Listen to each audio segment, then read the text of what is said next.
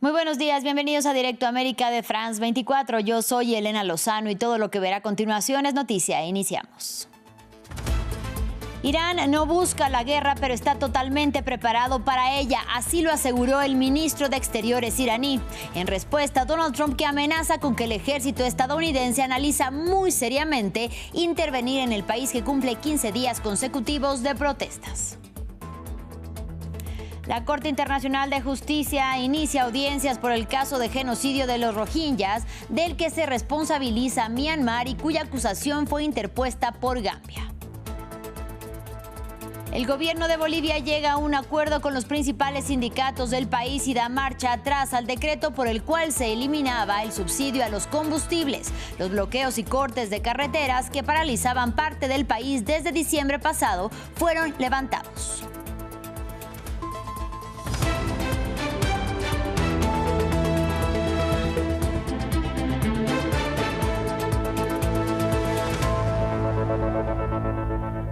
Iniciamos en Irán. Irán no busca la guerra, pero está totalmente preparado para ella. Así lo aseguró el ministro de Exteriores iraní Abbas Araghchi en respuesta al presidente estadounidense Donald Trump, que amenaza con que su ejército analiza muy seriamente intervenir en el país que cumple 15 días consecutivos de protestas.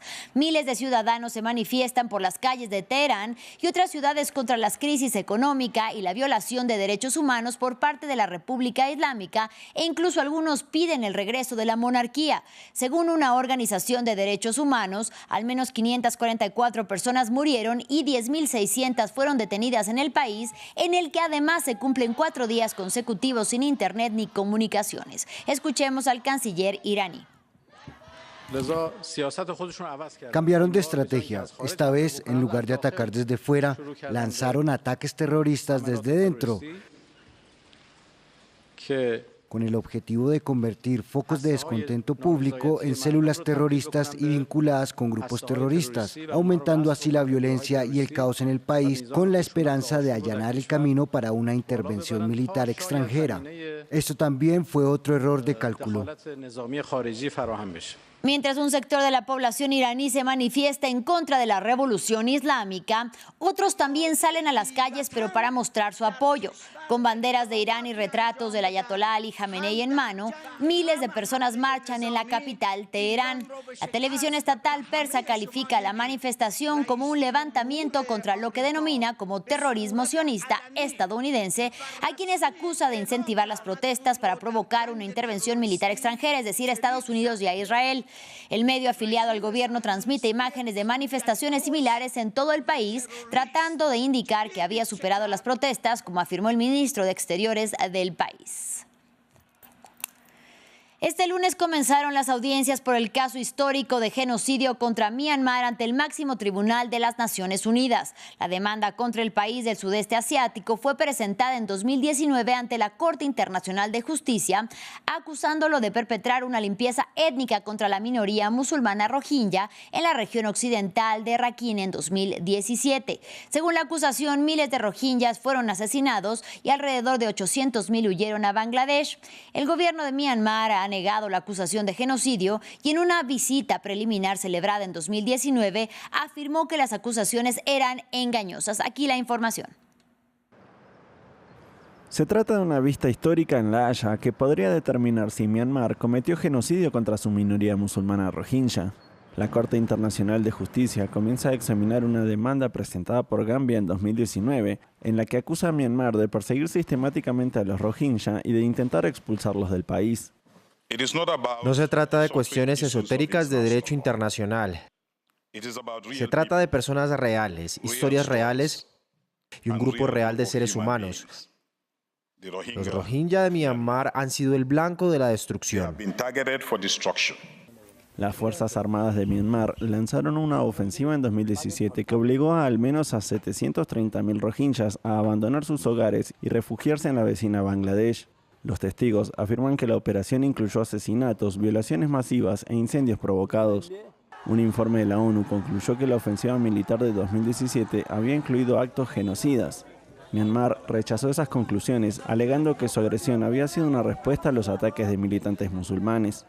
En las audiencias preliminares de 2019 en el caso de la CIJ, la entonces líder de Myanmar, Aung San Suu Kyi, rechazó las acusaciones de genocidio de Gambia por considerarlas incompletas y engañosas.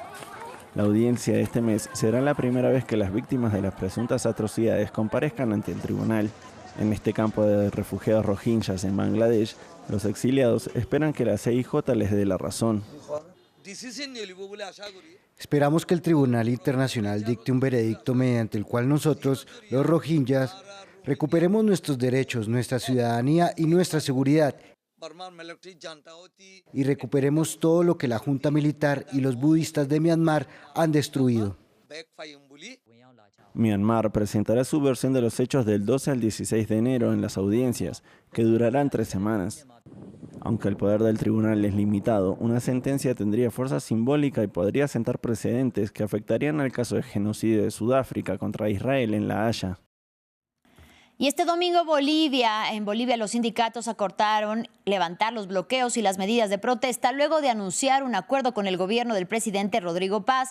El Ejecutivo se comprometió a elaborar una nueva normativa que reemplace el polémico decreto que eliminaba los subsidios a los combustibles después de 20 años de gobierno del movimiento al socialismo.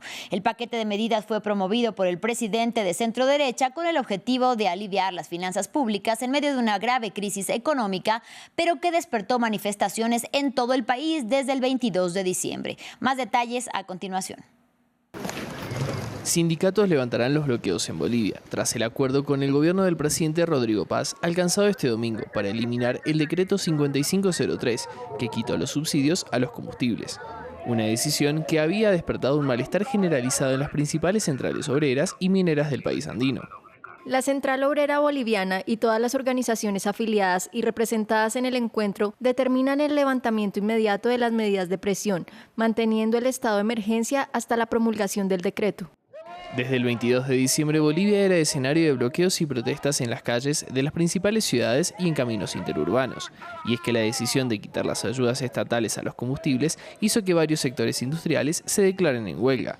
Con la eliminación de los subsidios, los precios de la gasolina especial y premium y el diésel iban a aumentar entre un 86 y un 162%.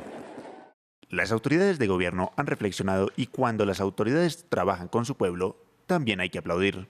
Por más de 20 años de gobierno del izquierdista Movimiento al Socialismo, los combustibles en Bolivia fueron subsidiados por el Estado. Pero en medio de la crisis económica del país, la falta de combustibles y divisas, el presidente Paz había prometido un fuerte ajuste fiscal para equilibrar las finanzas públicas, aunque su decisión generó un fuerte repudio. De acuerdo a estimaciones preliminares, los bloqueos presionaron aún más la ya afectada economía boliviana, con pérdidas millonarias en varios sectores productivos y en el Estado.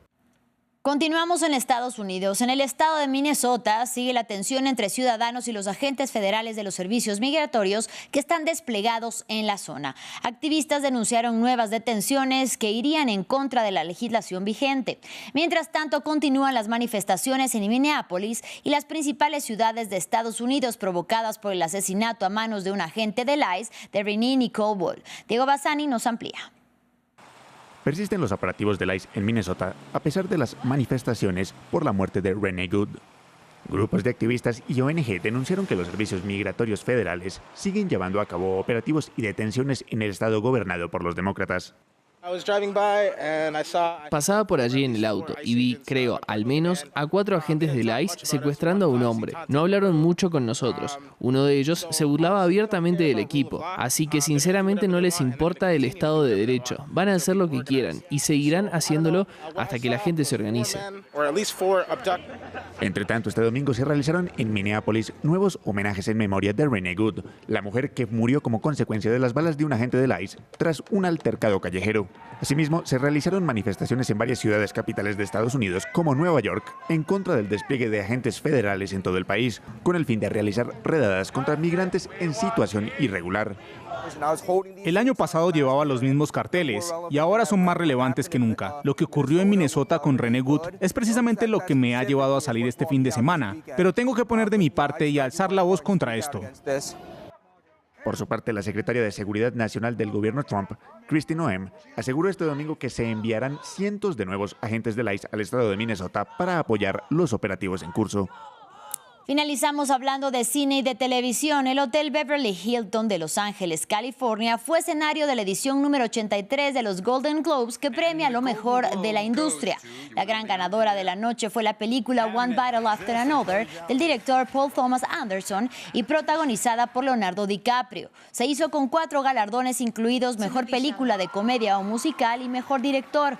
Brasil también fue triunfador de los Globos de Oro con The Secret Agent, que ganó como mejor película de habla no inglesa, y para Wagner Moura, mejor actor. Así llegamos al final de este espacio informativo. Gracias por su compañía y hasta la próxima.